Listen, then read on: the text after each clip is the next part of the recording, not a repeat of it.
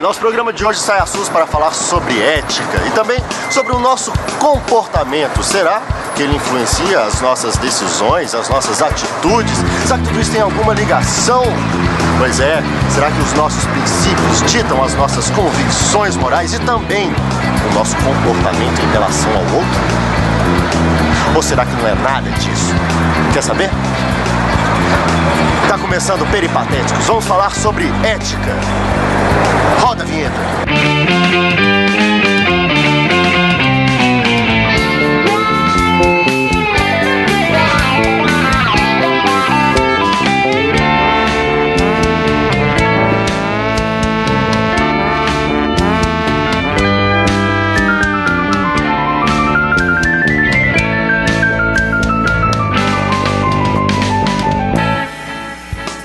Com licença. Você me dá um minuto de sua atenção para responder uma pergunta? Que susto! Eu te acompanho. O que é ética? Ética. Pra fazer as coisas direito, com honestidade. Ética, no começo de tudo, é educação, né? Educação. O que mais? O que mais? Ética também vem no ato de não só educação, mas respeito também. Tipo assim, você respeitar e Obedecer, né? Obedecer leis, esses trem também, regras.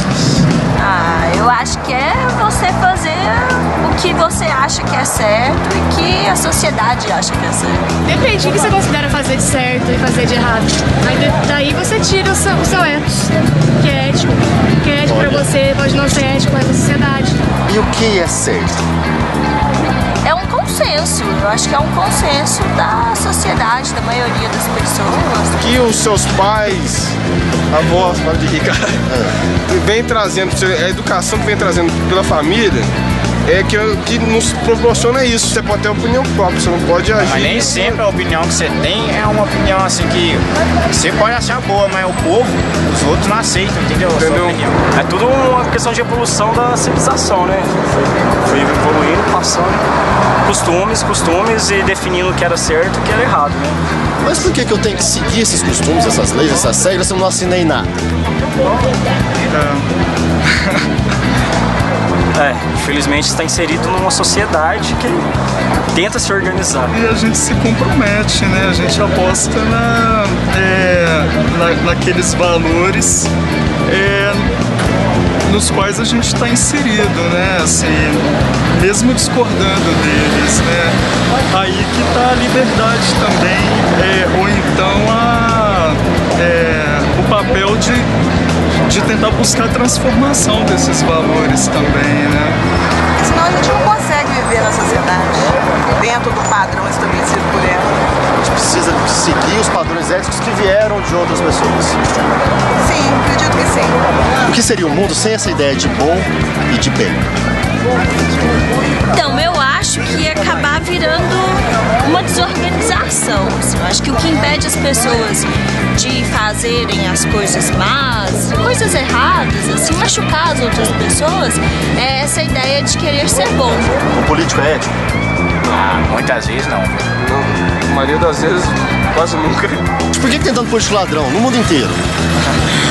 Infelizmente, que a gente vota neles ainda, né? Ainda deixa eles lá, né? Você é melhor do que os políticos que você elegeu? Sou. Não sei. Eu elegi, né? Não. Por quê? É porque eles estão lá, né? Eu os coloquei lá. Eu acreditei neles. A ética da virtude, ela acaba sendo pautada na pessoa virtuosa, no herói. Aquiles, por exemplo, ou Hércules, enfim, nos grandes heróis gregos. Os gregos utilizavam Aquiles, utilizavam Hércules para descrever a ação correta, ou pelo menos a pessoa que faz a ação correta. Hoje em dia nós temos os heróis.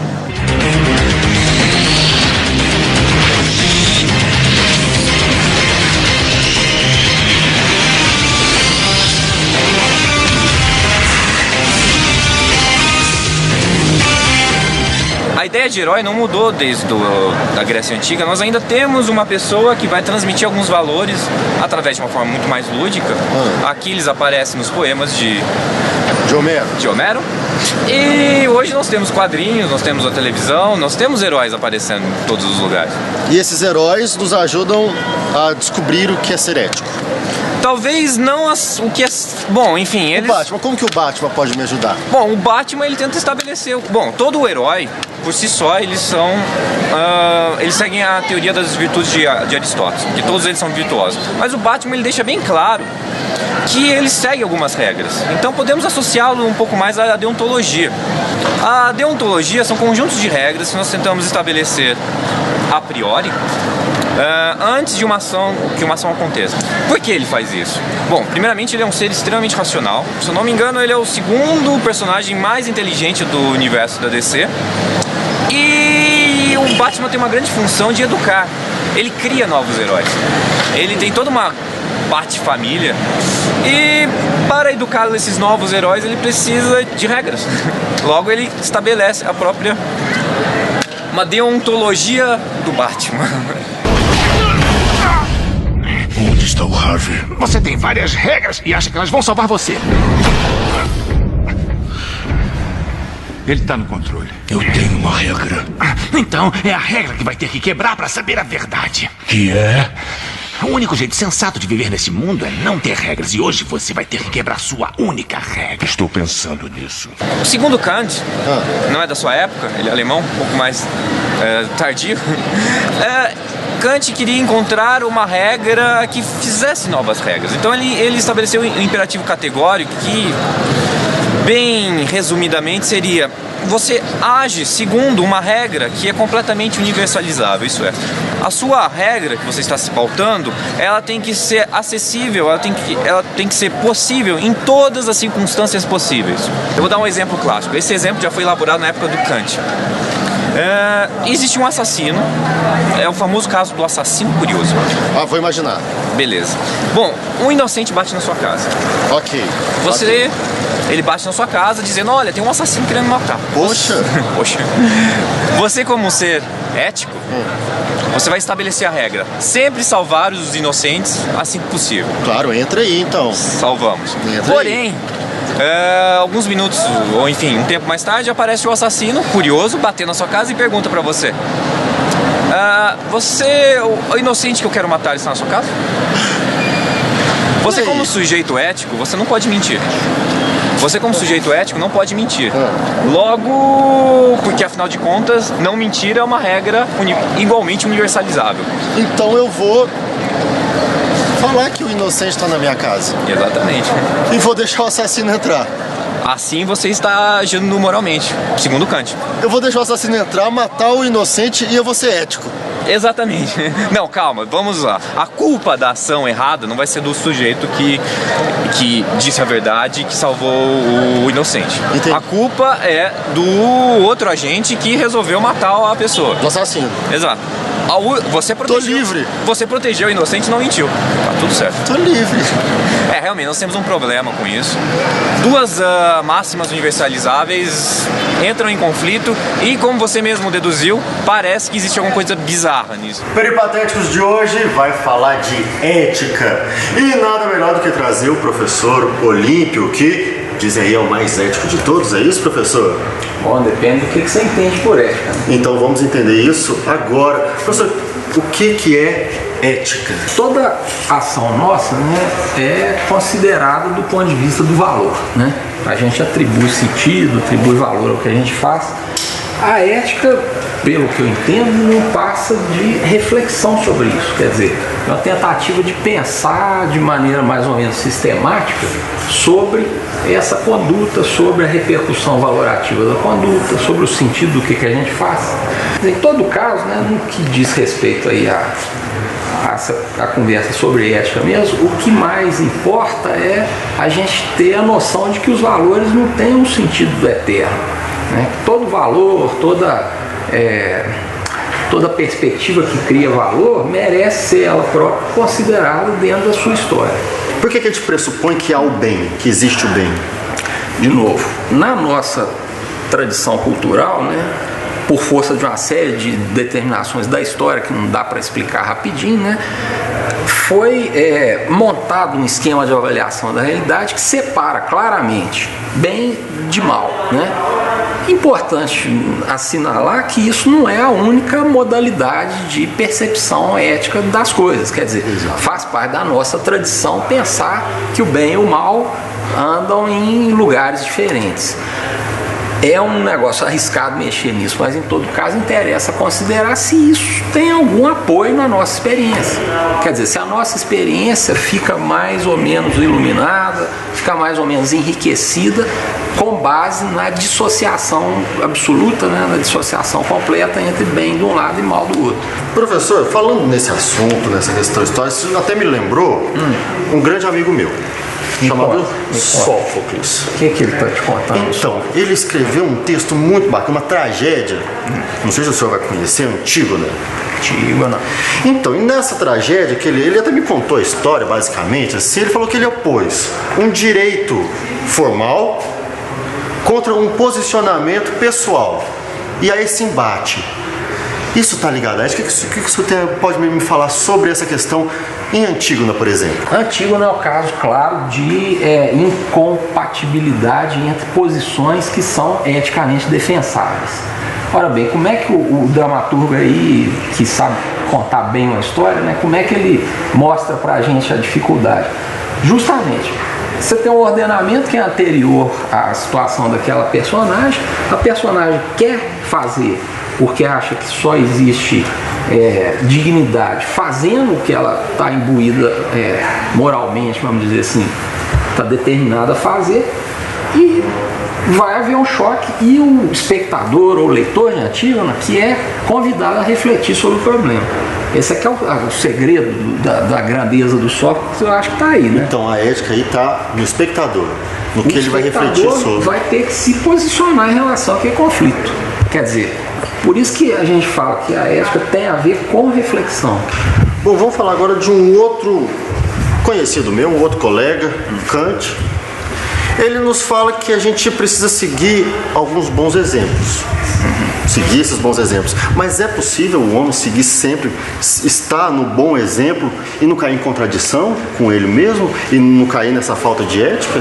Essa ideia é interessante. Agora, vamos pensar, deixando o Kant descansar, vamos pensar na exemplaridade, né? A noção de exemplaridade, eu acho, aí eu vou falar pessoalmente, acho que é uma noção produtiva em matéria moral, porque ela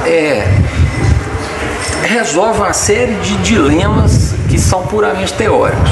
Quer dizer, se você tem um modelo claro de conduta, um modelo claro de conduta virtuosa, né, de conduta louvável, de conduta justificada, é muito mais fácil você aprender com a prática desse modelo do que você ficar dando volta na cabeça tentando, bom, mas por que isso, por que aquilo?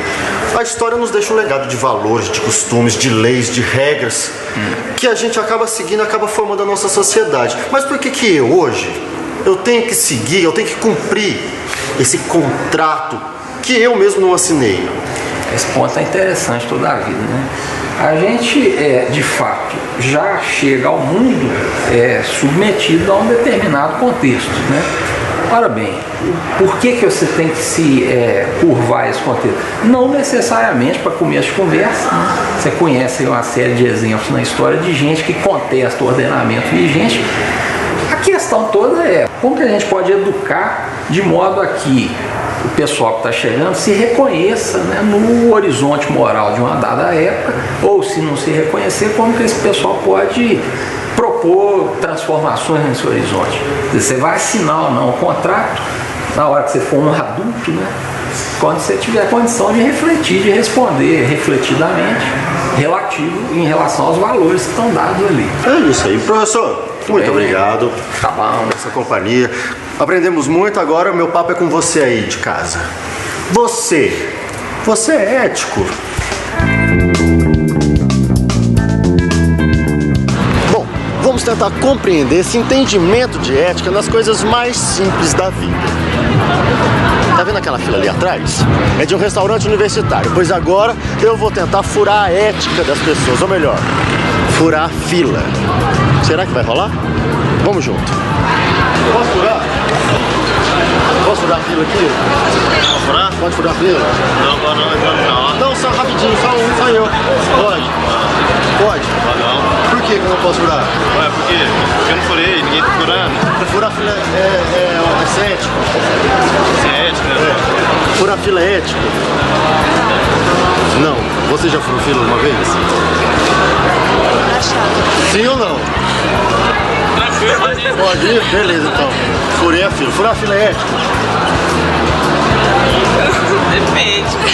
Se a fila não estiver grande, até pode. Mas aí é ético? Não é ético. Acho que não é ético, não. Mas as pessoas fazem. Deixar furar a fila é ser ético? Ué. Ética depende do momento. Opa! Vai pra onde agora? Eu? Tá indo no sal. E vai cortar a fila? Não, não vou cortar a fila não. Não? Não. Você acha isso ético? Não, eu acho... ético não é, né, cara? Não? Furar fila não. Por que você não fura fila?